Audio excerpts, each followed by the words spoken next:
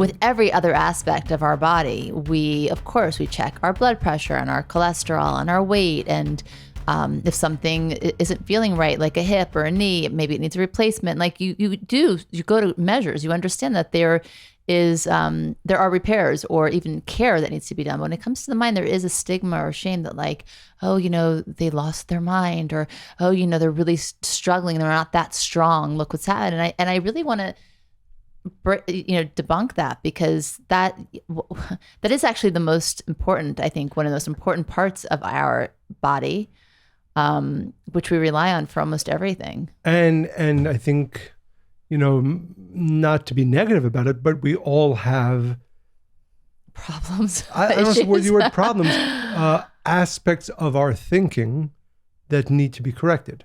And I think that's the simplest way to put it. And there's nothing but embarrassing or scary about that.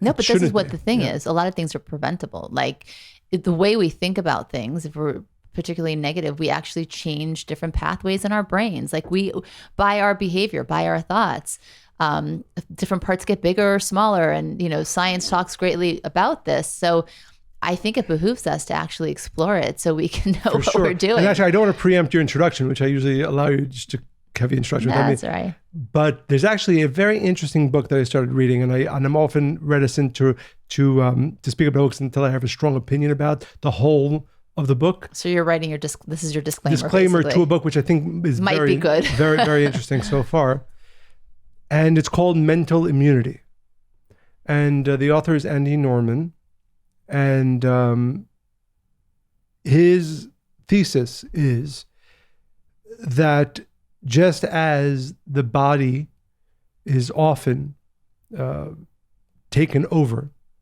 by germs, by bacteria, by external foreign forces that take over the body, and sometimes it's a big deal, and sometimes sometimes it's a cold, and sometimes it's COVID, and sometimes it leads to death, and sometimes it's just a small illness. But we all accept that there are these things, right?